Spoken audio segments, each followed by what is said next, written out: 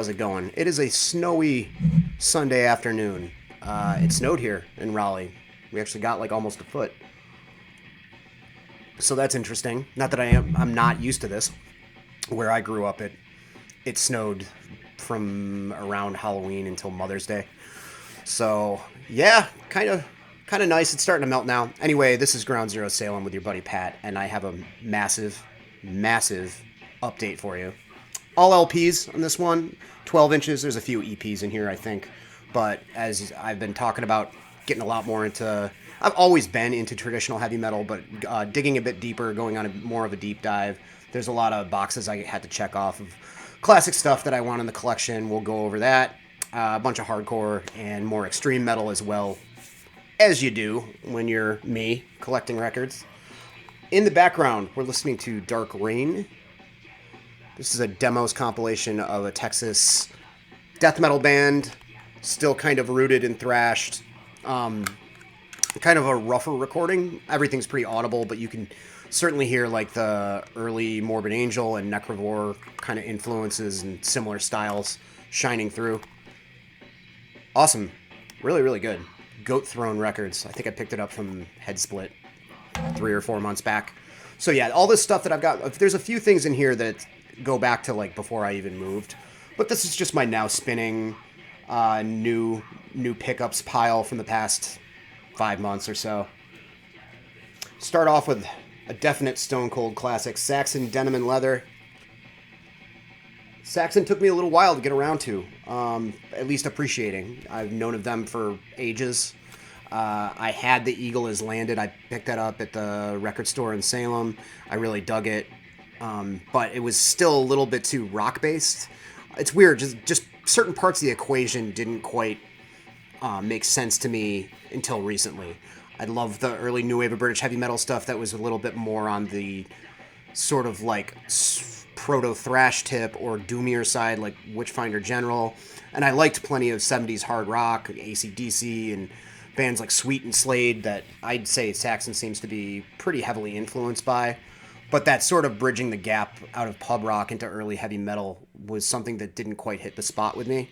And just lately it's been clicking, and Saxon's like a really, really good example of that.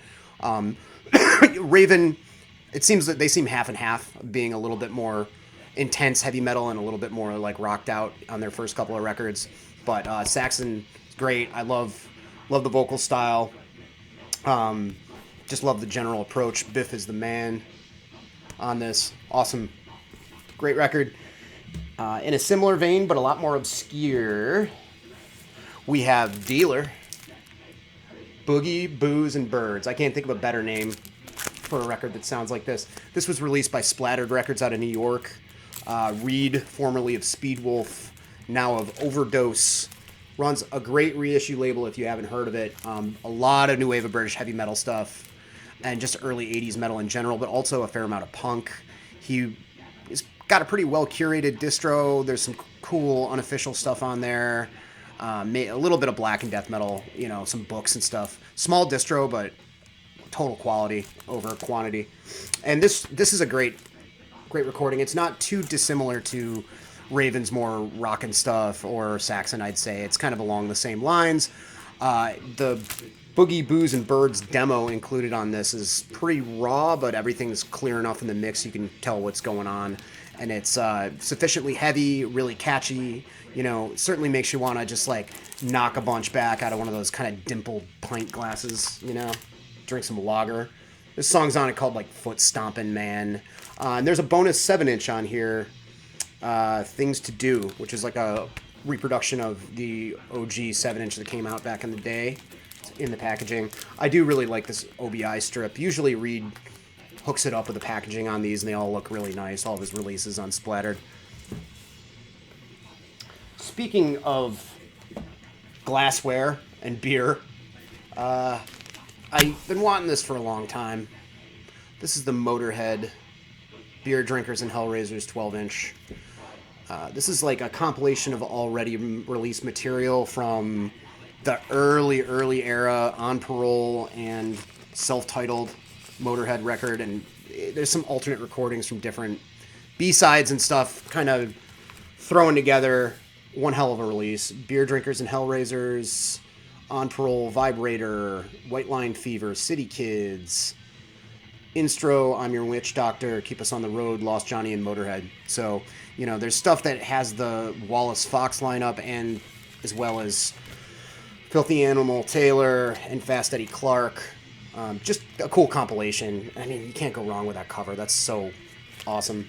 And on the back, it's like shattered. It's rad. Just been wanting it for the cover for forever. Great spin, too. Then I got Cities Annihilation, Absolute on Metal Blade, 1986. I've been seeing this floating around for a while. I saw it at a pretty cheap price. It's a pretty partied on copy, but it's listenable. AJ Pero, drummer, Twisted Sister, passed away of a heart attack some years ago, R.I.P. The lead guitarist, Steve Mironovich, was also almost a member of Anthrax at one point, according to an interview with Mark Maron that Scott Ian did. I guess at the last minute he decided he wanted to be in Cities because they were the big local, like they were the house band for L'Amour at the time, huge in like the local Long Island and New York scene. And I don't know, I mean, Anthrax had their ups and downs, but the guy might just be kicking himself now for going with Cities. I don't know. The music on this is excellent though. It's very straightforward, like powerful heavy metal with enough technicality to it to almost make me feel like they wanted to lean into something a little bit more proggy, but not quite. You know, it's not quite as blistering and heavy enough to be considered speed or thrash. It's also not fast as that stuff either, but it's really, really good. Yeah, it's a really fun listen. Great, just powerful, straightforward, technically adept heavy metal. Then, another tangentially related to Anthrax kind of deal, Raising Fear by Armored Saint. The chronology is failing me right now, my memory of it. I think it's their third or fourth. That Nomad record is their second. I think this is the third Armored Saint record, Raising Fear. I've been really into the Saint lately, man. Like all their 80s material, everything up to Symbol of Salvation has just been really hitting the spot for me. I'm not sure why it took this long. I had Symbol of Salvation when it came out in high school. I think they're playing in the club in Hellraiser 3. Like, they had their moment where it felt like they were going to get really, really, really big. Even though they've been on Chrysalis, a big major label, for a long time. And then John Bush went and joined Anthrax. And it took me a while to get around to Armored Saint just because, I mean, he had a great voice, but it wasn't typical for metal at the time. You know, I either wanted like a thrashy yeller guy like Hetfield or like a Bruce Dickinson, and really Armored Saint, he's got this husky bluesy sort of thing that I feel like the grunge bands borrowed a lot from at a certain point. I know Lane Staley quoted him as an influence, and possibly Chris Cornell as well. But the music is great. I mean, it ranges from like upbeat metal to just kind of like hard rockin' sort of stuff, and it's just a fun listen. Saturday Night Special, second song's a cover, which is ballsy. Not as ballsy as the first song being a cover, a la Celtic Frost, which I appreciate. I know a lot of people didn't like that they did that, but whatever. Bauhaus also covering Third Uncle by Brian Eno for a song on Sky's Gone Out. Hi, I'm a nerd. But it's a great song, Saturday Night Special. The Accused also covered it, which is weird. It's I guess a pretty heavy Lynyrd Skynyrd song. Whatever. This was a little treat to myself, a little personal grail. Actually came sealed. I kept the pipe sticker. Master Control by Liege Lord. The finest record that they've done, in my humble opinion. Their third, if I'm not mistaken. Just a blazer. Just a blazing laser of a speed power metal LP. Just killer stuff. I mean, what else can you really say? Soaring vocals, precise ripping guitars. Just a great record. I love Master Control. When I was really starting to dig a little bit deeper into like US power metal and that sort of stuff, right before I started the channel, I started checking out Savage Grace and Liege Lord. This was one of the first things I picked up, and it set the bar really, really high. I think I gotta flip this tape over. So I mentioned last update, I'm not a gap filler guy. I think I should have. I'm going to take a moment to amend that statement. I'm not a gap filler guy if I don't like the records at all. But when it comes to bands that I'm really nostalgic about, at a certain point, I feel like I need to get everything on a certain format, and I get kind of pathological about it, like any other collectors. So the two Belladonna era records, classic Belladonna era records from Anthrax, I didn't own yet. So we got Spreading the Disease and State of Euphoria. State of Euphoria is not my favorite. I feel like a lot of people like retroactively bash it because in Scott Ian's autobiography, he talks about how it was thrown together and half written in the studio. I got it, I think, second or third for the Anthrax records I got into as a kid. And there are some tracks on it. I mean, it's weird that the best song on it is a cover, the cover of Trust's Antisocial. But I still dig it a lot. This is a reissue from the mid-2010s. It's on yellow, which is appropriate, of course. I think a lot of people also, like, just find the whole aesthetic that they had, like, really garish and gross with, like, this spiral and the yellow, and it's a lot to take in. But I still like the record enough to want to own it, you know, to complete my collection. I think a different case would be, like, you know, not being a completist. Like, I don't want to get everything by Sepultura, because after Chaos AD, I really don't like anything they've done. So that would be the difference for me, for being an anti-completist. And then I think this pressing of Spreading the Disease came out at the same time. Spreading the Disease was the sleeper record for me, because I never had it when I was a kid. You know, I got into Anthrax when I was like 12 or 13, and I had Fistful of Metal. I had Persistence of Time when it came out. That was a very big deal to me. I discovered Among the Living because that was the one that had Caught in the Mosh on it. You know, listen to that Into the Ground. This, I knew the song Madhouse from Headbangers Ball, but I never really owned it until later. And now it's almost like up there as one of my favorite Anthrax LPs. It's so good. They haven't gone over the top with the, like, check it out, it's a mosh part. Hey, I flipped up my hat. Hey, whoa, guys. Ugh. But they're also, like, kind of branching out of, like, this sort of, like, orthodox Judas Priest worship sort of stuff that they were doing with their first album. And it's just incredibly solid. It's just a really, really good record. Then we've got the last Nuclear Assault record I'd be interested in. Out of Order. This was another one I had back in the day. And probably if it came out now, I'd like it, but I wouldn't give it as much of a shot because it takes a little bit more to get into. But me being a kid, getting this in my teens, I listened to it over and over again because I just didn't have as much stuff to listen to. And I eventually learned to appreciate it. It is good. It's a little bit slower and crunchier of a Nuclear Assault record. The bass tone is heavy as fuck, though. It's got that really, really almost kind of sproingy thing that Dan Lilker had with Nuclear Assault. But he had one foot out the door on this record. He was already recording, I think he had recorded the first Brutal Truth demo by the time this came out. And this is going for like a slower, heavier. Nuclear Assault always had dark lyrical, you know, stuff going on, but like generally darker tone. You can see they're moving into the 90s in this. There's a cover of Ballroom Blitz, which I'm not that happy about. But other than that, there's some really good songs on it. And songs like Stop, Wait, Think are pretty upbeat, pretty fast, pretty thrashy. There's just a little bit more of like this kind of like spiraling, mid-paced, kind of dark, choppy riff approach, which is good. It's good. After this, they did Something Wicked, which even back then, I couldn't appreciate it. It was very clear that Danny didn't have anything to do with it. He's not on it. And you can just tell from the songwriting on it. Also rounding out the 80s era of Suicidal Tendencies. This might have been 90, though. This came out in 89 or 90. Lights, Camera, Revolution. Suicidal at their heaviest on a lot of these songs. Give It Revolution's a ripper, Get Whacked. Just a perfect production for the time. Great thick guitar tone. Massive, like heavy, moshy riffs. There is the emergence of the slap bass thing starting to come through on this. Robert Trujillo slapping away. The only song where it's really, really, really prevalent is Send Me Your Money, which is kind of a goofy song. And there's little touches of it here and there, but like this is a great heavy record, and the music video for You Can't Bring Me Down was like life-changing to, I think, an entire generation of kids. Awesome record. I actually like The Art of Revolution, the one that came after this, but it was a lot less consistent than this one. And then we're going to go back to their very early days with these demos, the 1982 demos.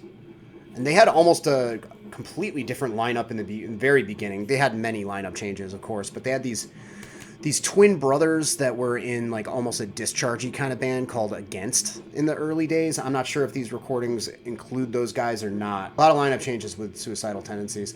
There's some cool old flyers on the back of this. Like here's them playing with the Toy Dolls, the goofy oi band from England. Show with Adrenaline OD, Atrophy from Arizona, Wasted Youth. Yeah, and this stuff is a lot more punk, as you would imagine, but even more punk than the self-titled debut. There's a fair amount of just like straight up raw kind of stuff. Even back then, even though there wasn't a lot of metal influence in it, there was really, really good guitar playing, very like on time, not really sloppy at all. And it has the kind of punk production you'd expect for something like this. Then we've got the Metal Assault, 1980s Metal Assault. This is compiling a whole bunch of bands from Canada, specifically from the Toronto area in the 80s. This is on that Urbain Grandeur record label that I was talking about last update. You got Wrath, Minotaur, Kraken, Savage Steel, Banshee, Child with a Y, Harlot, Havoc, SYE, and Crimson Tiger. All excellent stuff, all like traditional blazing heavy metal. Really, really, really good. Haven't listened to it enough to be commenting on individual tracks, really, but it's all like pretty well recorded stuff and like pretty energetic. A little later on, I thought this was Urbain Grandeur, but it's not. This is Supreme Echo. This is a 4-song demo pressed onto a 12-inch Deranged, Place of Torment. This is awesome. It was remixed by Kurt Ballou of Converge at God City Studios back in old Salem there. And it's not too dissimilar to what we're listening to right now. It's really technically precise, somewhat dizzying, kind of later 80s creator kind of stuff, verging on death metal, thrash, extreme barbaric kind of thrash stuff. It's very, very, very good. And Kurt Ballou did a great job remixing it. In a similar vein, but a lot more primal, this is on Urbain Grandeur. This is the Necromancy demo, In the Eyes of Death. Cult 86 Canadian demo, finally on vinyl. Raw primordial death thrash a la Sodom, Slaughter, and Hellhammer. Yeah, sometimes hype stickers don't nail it. That nails it. That's exactly what this sounds like. It's very much in that raw vein. It's not as raw as the Hellhammer or early Sodom demos. It's a little bit more together than that. But it is gnarly, you know, early proto black metal kind of thrash stuff. And it's great. Picked this up from my friend's distro, Negative Insight. Check them out if you're looking. They have some metal, actually. Check them out for some good anarcho-punk crust and a little bit of metal D-beat. They also do a great blog that was a zine at one point. They might get back to a print zine eventually. But they go really in-depth talking to all these mostly classic UK bands like Chaos UK and stuff like that. But Polloi were from Scotland. This is an early compilation of 2 splits with 2 different bands. This is their early stuff that leans a lot more towards like straight up oi, street punk kind of stuff from the mid 80s. As time went on, they got a lot more metallic, almost kind of crusty and thrashy, and they maintained that like anthemic sort of thing. Had a good sense of humor too. I think they're still going in one way or another, one form or another. I saw them once or twice when I was over there, and even at that point, that was like 1999, I think. They had no original members except for the singer. One of those bands. But yeah, great, legendary, anarchist oi band.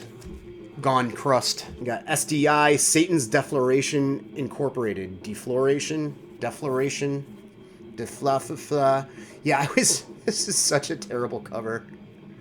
Oh, God. But I always saw this band's stuff kicking around in dollar bins, you know? There was the one where I think it's like a young lady like carving the SDI in her arm. I think that's another one. I always saw that one floating around. This popped up. I was listening to something on streaming, and I think this like an algorithm generated selection of one of the tracks off of this popped up, and I was like, hey, that's actually really good. And it's crossover thrash, leaning a little bit more into like that sort of Motorhead Discharge thing, as opposed to something hyper fast, bordering on blast beats, DRI kind of crossover. But it's really good. Kind of Teutonic, kind of Motorhead-ish, kind of punk. Fun listen. Came out on High Roller. Then I got a couple of LPs by one of my pet bands, one of these bands that I've loved for forever and not a lot of people know about or into. I think if you're in the know about New York hardcore and you're a real connoisseur, you like SFA. SFA, Society Full of Assholes, I believe, was the rumored, whatever the acronym was supposed to be. Hey, Editor Pat in the future here. I'm just remembering now that I think it was Mike Bullshit, the original singer of SFA, stated in an interview that SFA stood for Stands for Anything in the beginning. If I'm remembering that right. I'm not going to Google it right now because I'm, as I said, editing this. SFA, this is their third LP, Solace.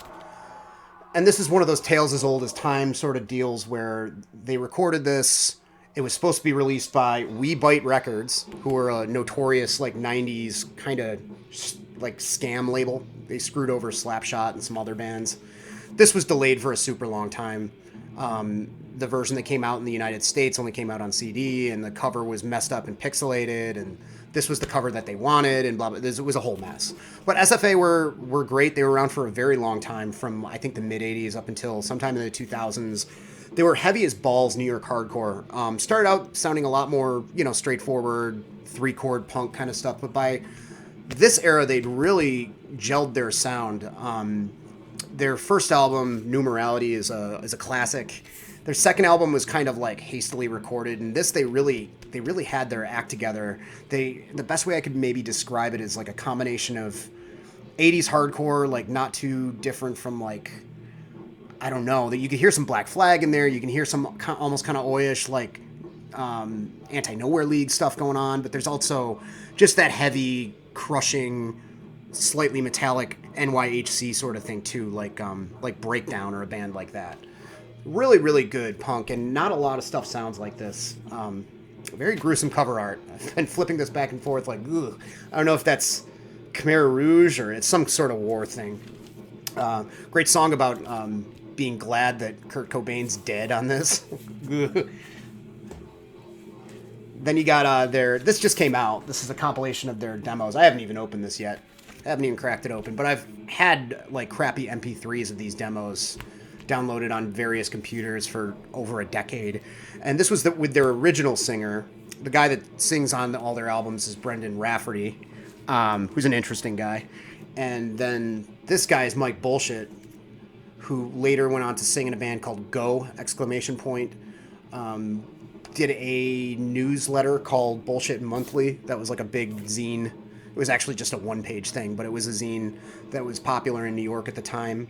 He was one of the few people that was outwardly gay in 1980s New York hardcore scene, which I imagine takes balls of steel to be. So yeah, the music on this, again, like I said, it's a lot more raw. It's a lot more stripped down. There's like kind of embryonic versions of a couple of the songs that ended up on the first album, Numerality, like Gyroscope and some others. But yeah, just a good document of great New York hardcore punk from the late 80s. Probably recorded on like a 4-track or something. It's pretty rough sounding, but to me that's not a detractor necessarily. Then you got Yuppicide, who played a lot of shows with SFA. Both bands played ABC No Rio, which was kind of like this small DIY venue. If you know anything about New York, you've heard of ABC No Rio. This is a reissue of the debut Yuppicide LP, Fear Love, with new cover art. I really like the old cover art better, which is this weird, like, anthropomorphic United States Muppet thing. But this is fine. This record's awesome. This was the first hardcore band I ever saw, headlined the first show I went to. And they were definitely wacky. Like their singer came out wearing an elephant mask and a kilt and was spraying the crowd with super soakers. A lot of fun. Fun band. Mixed it up with like that crunchy New York, sort of metallic New York hardcore sound with some oi as well. There's even like, hey, here's a ska part randomly on one song. Hey, this song's almost like a thrash metal song, you know. A lot of fun stuff. Well recorded too, like great recording quality, you know. They went to a good studio and stuff like that. Then you got Yuppicide Shinebox. This maintained a lot of that stuff, but they went a lot more dark. There's like almost like a jangly like college rock or almost kind of alternative touch on this on certain songs. Some weird clean parts and some like odd like samples and everything. And the lyrics have gone real dark, which is awesome. They're all about like a lot of stuff about loss and like a lot of like love, you know, personal relationships crumbling and stuff like that. But yeah, I mean that's Jesse, that's the singer. they were a really intense band live, but also like didn't take themselves 100% seriously, which is always cool. Then we got another ABC No Rio band that played that club. And I just always saw these guys on flyers. This popped up on Discogs. I was looking at a seller's other stuff, and I saw this, and I was like, Inflatable Children, where have I heard of them? And I was like, oh, yeah, they played with Go and Yuppicide and Citizen's Arrest and all those bands all the time at ABC No Rio. Well, this was like less than $10. I was like, I'll roll the dice, you know? And it's great. It's just really silly, fast hardcore, you know, think like Adrenaline OD or something like that. Kind of goofy stuff, not taking themselves too seriously. I mean, Murphy's Law also comes to mind, like a faster, spazzier Murphy's Law with just goofy lyrics about random stuff as opposed to just beer and bongs, you know? Good fun hardcore stuff. And even though I only know of them playing ABC No Rio with those bands, they were actually from Boston. They were from a suburb called Concord. I'm sure they played at the Rat and probably played DIY shows and stuff. I just never saw flyers with it, but cool. Now for something completely different. Couple of weekends ago, I want to say 2 weekends ago, something like that, we went to a flea market. And, you know, you always expect maybe some really, really sick finds at a flea market. That didn't really happen with us. There are a few things where I was like, I'll pick that up for, you know, $10 or whatever. Y&T. I always wanted to check this band out. I know a lot of people talk about them in the VC. Mean Streak. And it's just really good hard rock, you know, leaning into metal. Some good solos, stuff like that. Super catchy. Edging onto maybe the cusp of AOR on a few tracks, but not quite going full into that. I'm not sure where this is in their discography. I don't even know what Y&T stands for, to be honest. But yeah, good stuff. Then you got Mountain Climbing. This would just be, I just figured that it would be cool to have the LP of this. I have a CD with no cover kicking around, but like, what a perfect record. Just perfect riffs, great heavy hard rock, super early. It's from like 69. You know, anybody that's like into what's considered modern stoner doom or any of that sort of stuff, really, if you haven't listened to this Mountain Climbing record, you really, really should.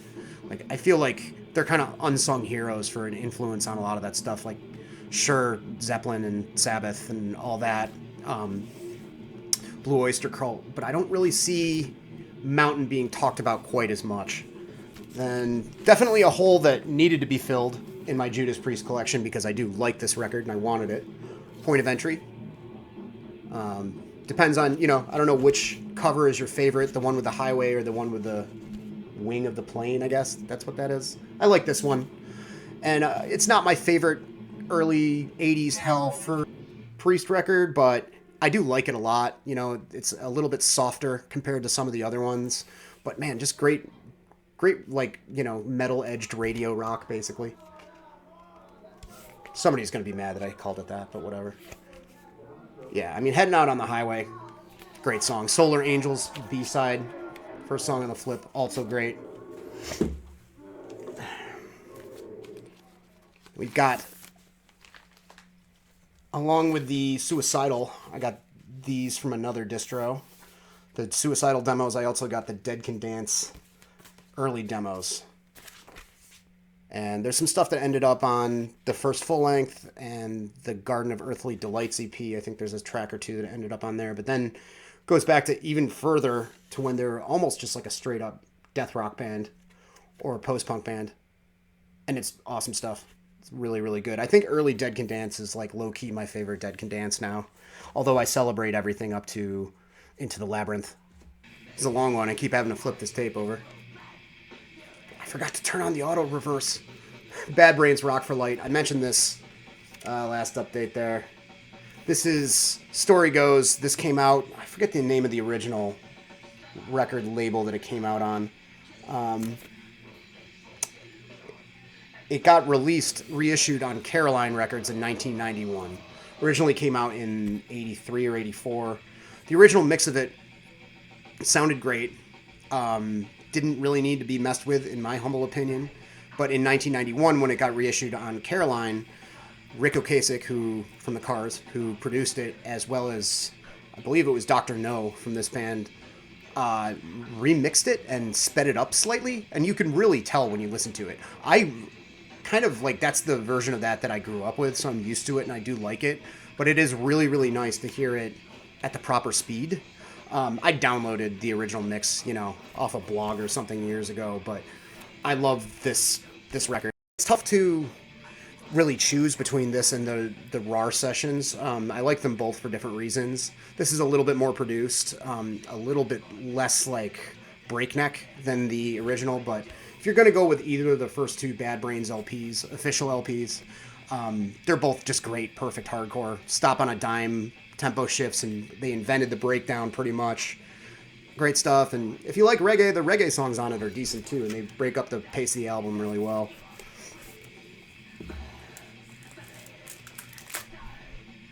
This is Hibernation. This is a Greek crust band. This came out in the early 2000s. Zimipia Vepkin. Came out on Skuld Records. This is a really, really good melange of what makes crust punk great. It's suitably gloomy. There's great slower riffs that are definitely very like amoebic worshipping in nature. Some kind of atmospheric keyboards in the slow parts, and the faster parts are almost like that UK thrash metal that grew out of D-Beat kind of stuff, thinking like Onslaught and Sacrilege and that sort of thing. Yeah, this is just a great crust record. Good like stench thrash sort of thing going on with it. Also picked this up from Negative Insight. INC, Indestructible Noise Command. Look at that cover art. It's killer American thrash, kind of unsung. This is another like dollar bin banger that I used to see all the time. Originally came out on Giant Records. Yeah, that looks like they're from Connecticut. I never knew that, but piercing kind of vocals, like not too over the top. I remember them being a lot more over the top than they sound to me now, but really great, precise, kind of technically adept thrash metal. Put out by The Crypt, who always do a lovely job.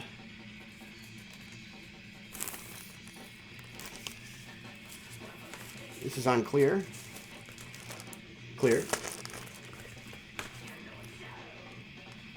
They have another album that, from what I remember, is pretty comparable and just as good.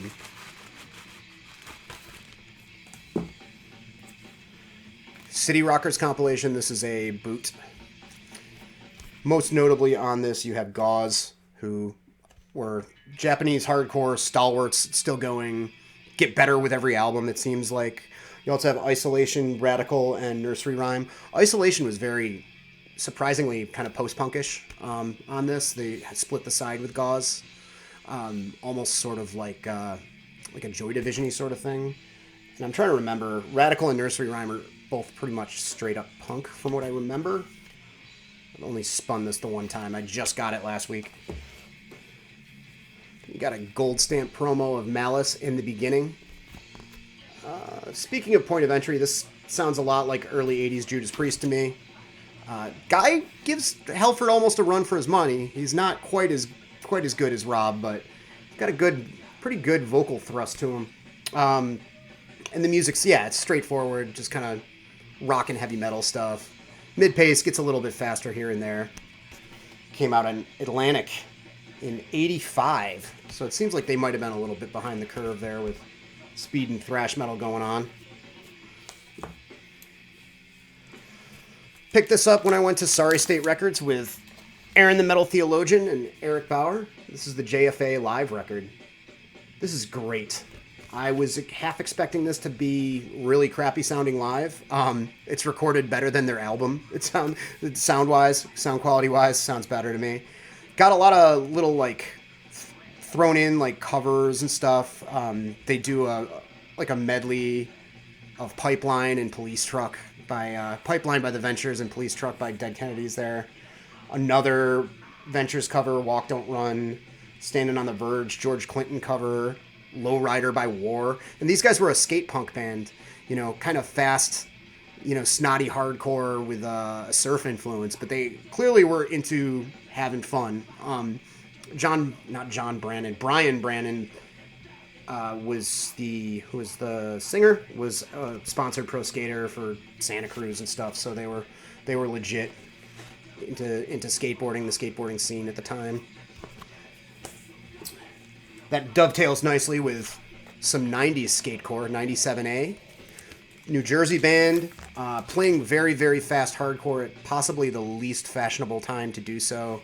We're talking like 96, 97, I think this came out. There's like 20 songs on this album, and I think it's about 20 minutes long. You can hear, it's considered an EP, and there's like 20 songs on it. So, what this came out on, Teamwork Records out of Wayne, New Jersey, and Coalition out of the Netherlands. Coalition put out a lot of kind of fast, thrashy hardcore, from what I remember. But these guys were really good. Kind of unsung in their time. Like, I didn't really start hearing about them until, like, well into the 2000s. Didn't know about them at all. And you can hear the influence on a few New Jersey bands that came after, like Tear It Up, especially. I feel like there's this sort of manic energy that's very mid-'80s, but there's also sort of a later 80s and into early 90s, like Youth Crew, kind of restrained, you know, choking up on the chugga-chugga kind of thing just a little bit, a la, I don't know, Youth of Today or something like that. Little Revelation Records in with the Discord, basically.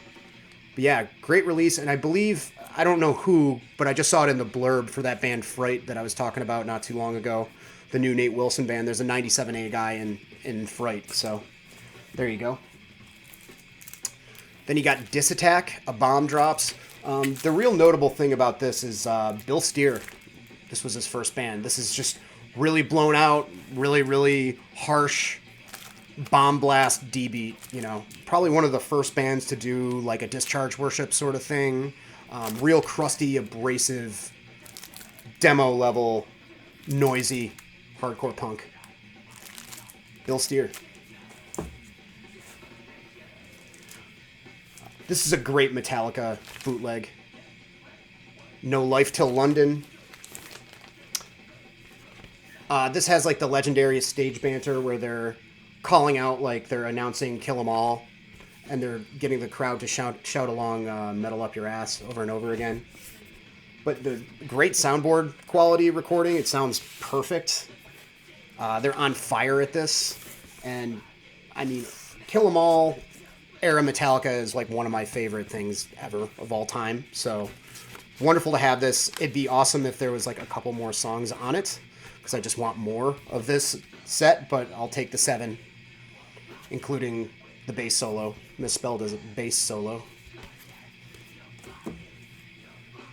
A little rougher in sound, but also pretty cool, is this Bare Breast Boogie Motorhead double live LP.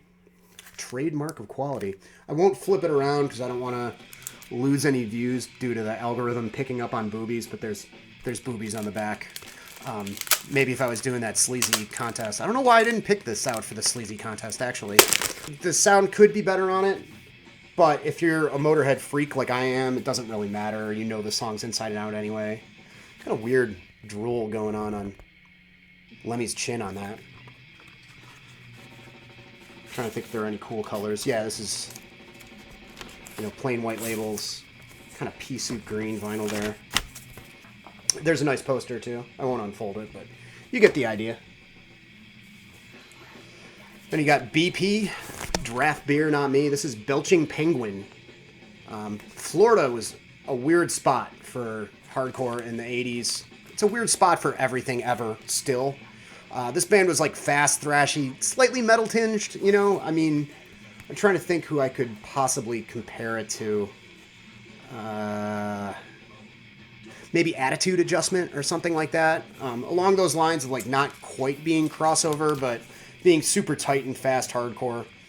I bought this on CD from Sound Idea Records years ago and didn't quite appreciate it as much as I do now. This is really fun.